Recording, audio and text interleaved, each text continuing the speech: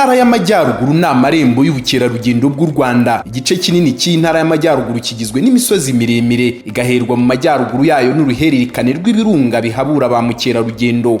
Umanuka werekeza mu burera bw'ibiyaga by'impanga bya Ruhondo na Burera. Gutembera iyi ntara y'Amajyaruguru bigaragara ijisho ko ibikorwa remezo birushaho kwiyongera, imibereho myiza y'abaturage nayo ikarushaho kumera neza. Uyu ni umusaruro w'umusoro utanzwe neza.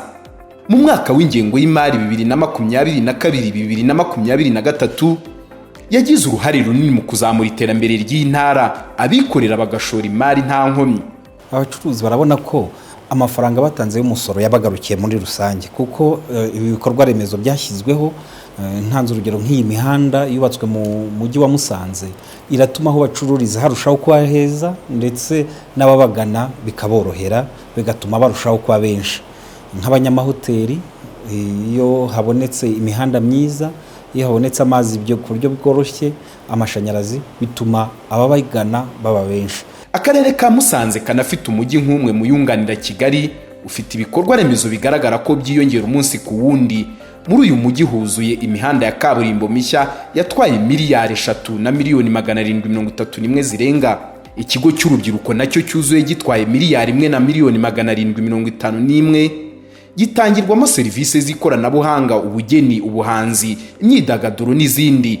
Urubyiruko ruza agaciro k'igikorwa remezo nk'iki. Ni iby'agaciro cyane kuri leta yacu y'u Rwanda kubona baradushoye ikibuga cya basketball bagashiraho na handball. Hari ikoranabuhanga, iryo koranabuhanga ridufasha mu gushaka akazi, bakanadushakira akazi nk'urubyiruko. Turashimira leta y'u Rwanda, mbese idahwema gushira imbere umuturage, yadutekereje ukabona ko hano mu Kabere dukwiriye kugira ikigo nderabuzima cy'ikitegererezo cyiza kinarimo etaje. Ibikorwa by'iterambere mu ntara y'Amajyaruguru byazamuye imibereho y'abaturage mu buryo bugaragara. Urugero nk'umuyoboro w'amazi wubatswe wa Nkururo mu bari Kiringa Nyamicucu, ufite uburebure bwa kilometero 19 mu karere ka Burera, watwaye miliyari 1,215, watumye abaturage biruhutsa ingendo zo kuvoma mu baturanyi.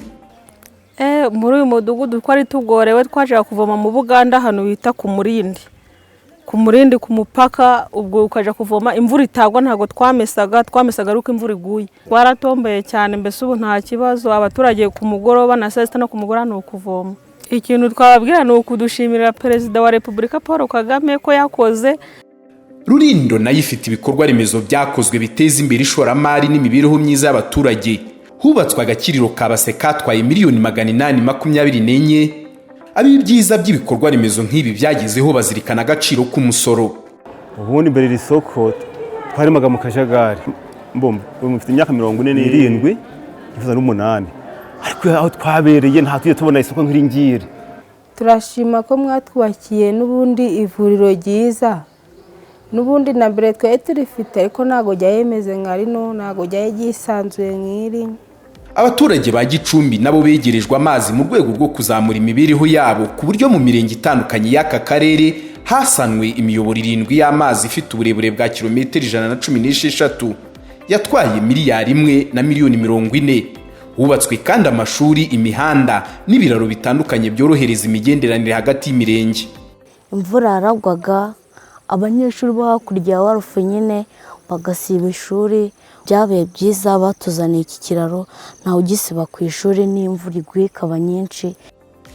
Mu karere ka Gakenke hubatswe ibiro by'umurenge wa Muhondo mu rwego rwo kunoza serivisi zihabwa abaturage, hashimangirwa politiki yo gushyira umuturage ku isonga. Hasanwe imihanda ifite uburebure bwa kilometero 69 yatwaye miliyari 10,789 zirenga, mu rwego rwo koroshya imigenderanire n'ubuhahire muri aka karere. Hubatswe kandi n'ibyumba by'amashuri bitandukanye. Turashima kubera ko ibyumba babyubatse bagaragaza ko ari ibya nasari, ni ishuri ry'inshuke. Abana bicaraga mu cyumba ari abana 90. Turashima leta yaduhaye ibi byumba, byatumye ubutufata ibyumba abana b'inshuke bagiye kwisanzuramo. Abikorera muri iyi ntara baza akamaro k'imisoro, kandi ibikorwa by'iterambere uvamo biragaragara. Natwe basora, imisoro dutanga dusanga ifitiye igihugu akamaro, ndetse natwe bikatugarukaho. Icyambere tubona imihanda myiza ibicuruzwa byacu bikagera ku masoko.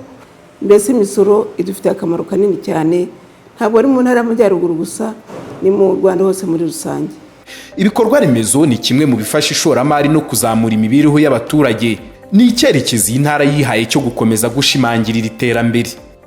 Hariyo mpamvu mbashishikariza by'umwihariko kurushaho gutanga umusoro no kurusora neza, kuko inyungu ibagarukira muri rusange. Ibikorwa remezo byubakwa bishyirwaho bituma ubucuruzi bwabo n'ibikorwa byabo birushaho kumenyekana no kuba byiza no kuganwa na benshi.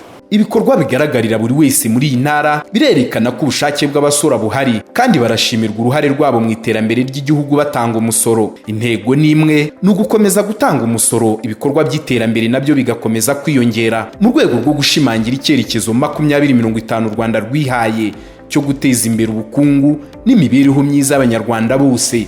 Saba fagitire ya IBM, wubaka u Rwanda.